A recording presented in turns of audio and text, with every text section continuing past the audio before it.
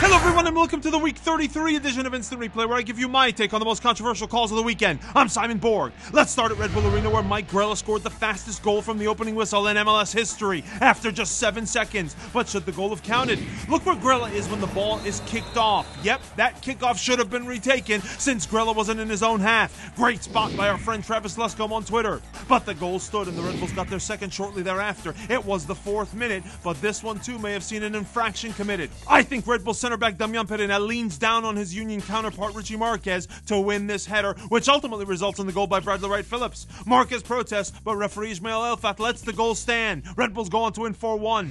To Gillette Stadium, where referee Mark Geiger and his crew had a good game. First, props to assistant Matt Nelson for flagging this offside by Jermaine Jones, nullifying this goal. And I thought Geiger did well not to blow his whistle for this incidental handball by Wanville Lefebvre in the 15th minute, and on this Donny Toya challenge on Lee Win. That was a good tackle. Next up, we head to BBVA Compass Stadium and check out this play in the 61st minute. After referee Edvin Jurasevich blew his whistle for a foul, Seattle's Osvaldo Alonso delivers a gratuitous kick on Leonel Miranda, who takes exception. I thought that second kick, where Alonso gets Miranda's leg, is violent conduct and I would have gone red card. But Jurasevich keeps the cards in his pocket. Jurasevich also let play continue in the 71st minute when Seattle's Andy Rose claimed he was pushed by Houston's Shane Williams in the box as he was going up for the header. Sierra Landholm and Mark Sieverkrop wanted it called, and it sure did look suspicious to me, but I can't get a real good look as to how much contact there is. More suspicious plays at RFK Stadium, where Chicago's Patrick Nyarko goes down in the box in the 41st minute, and when we look at the replay, Sean Franklin sure looks like he raises that arm into Nyarko's face. It wouldn't have been your conventional PK, but I would have called it. And what do we make of this elbow by Chicago's Gilberto and Kofi Opari in the 49th minute?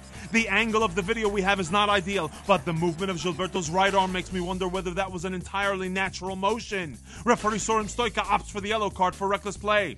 An elbow I thought was worthy of a red card came at StubHub Center in the 28th minute. It's LA's Omar Gonzalez on Fanendo Adi, and I'm with Travis Oman on Twitter. I think he goes out of his way to angle the elbow in a way that makes contact with Adi. No call from referee Alan Kelly. There were folks on Twitter asking why Kelly didn't pull out his red card on 2 potential Doxo situations. Once in the 66th minute on the foul that led to the Portland penalty kick. That was a no-brainer, by the way. And then 11 minutes later on this takedown by Leonardo on Adi. But here's the thing, I don't think you can call either one of those obvious goal-scoring opportunities. So I'm good with the yellow on both counts. Yellow was not shown to LA's Juninho for 2 fouls many thought were automatic cautions in the 58th and in the 64th minute. Juninho, who was on yellow card warning, is eligible to play on decision day, but Columbus Crew SC forward Kai Kamara wasn't as fortunate.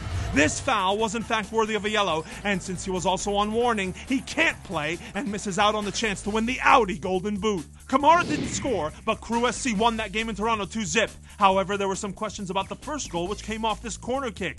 I agree with Marcos Nero on Twitter. This, to me, was a foul by Ethan Finlay on Justin Morrow. In my opinion, that was not a corner kick, but a free kick going the other way. Staying in Toronto, the TFC defender Ahmed Kantari sneak a knee to the head of Crew SC's Federico Higuain. It sure looked like it to me, but referee Chris Penso says play on. Orlando City won another game, and they're still alive for the playoffs.